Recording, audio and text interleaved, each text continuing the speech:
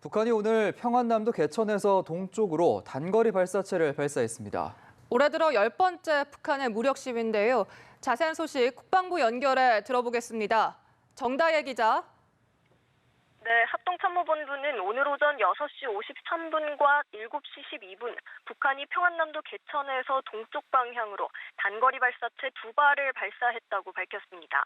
이번에 발사한 발사체의 최대 비행거리는 330km로 탐지됐습니다.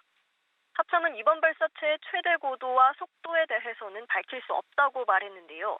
지난 7월 이후 8차례 북한의 무력 시위 중 군이 북한 발사체의 고도를 밝히지 않은 건 7월 25일과 이번 2차례뿐입니다.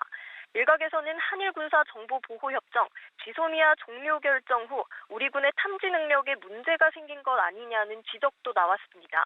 다만 군은 고도 등은 분석 중인 사안이라서 공개할 수 없다는 입장을 밝혔습니다. 북한의 무력 시위는 이번까지 올해에만 벌써 10번째인데요.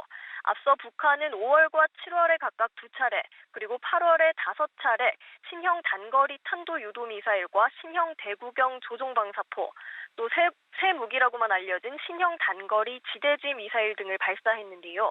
당시 북한이 공개한 사진을 보면 포물선을 그리다 풀업 회피 기동을 하는 북한판 이스칸데르 유도 미사일과 유도 기능이 추가된 다연장 로켓, 그리고 수백 발의 자탄이 탑재된 북한판 에이테킴스 지대지 미사일일 것이란 관측이 나왔습니다.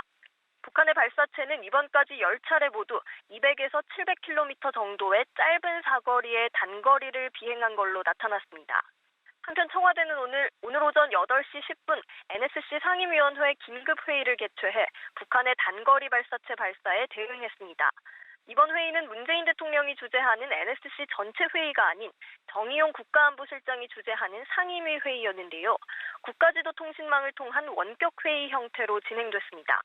청와대는 상임위가 북한이 지난 5월 이후 단거리 발사체 발사를 계속하고 있는 데 대해 강한 우려를 표하고 이에 따른 한반도의 전반적인 군사안보 상황을 점검했다고 밝혔습니다.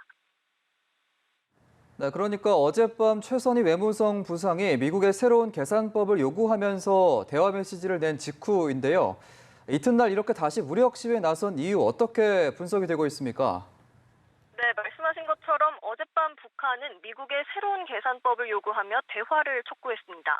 북미 실무 협상의 실질적인 총책임자인 최선희 외무성 제1부상 명의의 담화를 통해 이 같은 내용을 밝혔는데요. 이번 달 중 양측이 합의하는 시기와 장소에서 대화를 시작하자는 내용입니다. 핵심은 협상 조건, 그러니까 지난 4월 김정은 국무위원장이 최고인민회의 시정연설에서 밝힌 새로운 계산법을 재차 미국에 요구한 겁니다. 체제 보장 또는 제재 완화 등 북한에 보다 유리한 협상 조건을 들고 오라는 의미입니다. 북한의 협상 조건은 지난 하노이 협상 당시에 내세웠던 것과 사실은 크게 차이가 없다는 의미인데요. 이를 강하게 미국 측에 압박하기 위해 오늘 다시 무력 시위에 나섰다는 분석입니다. 미국에서는 그간 북한의 단거리 발사체 발사에 큰 의미 부여를 하지 않으려 애쓰는 모습이었는데요. 이번에 평안북도에서 발사체를 발사한 건 이 같은 점을 고려한 것으로 보입니다. 평안남도 평성에는 북한의 ICBM 조립기지가 있는데요.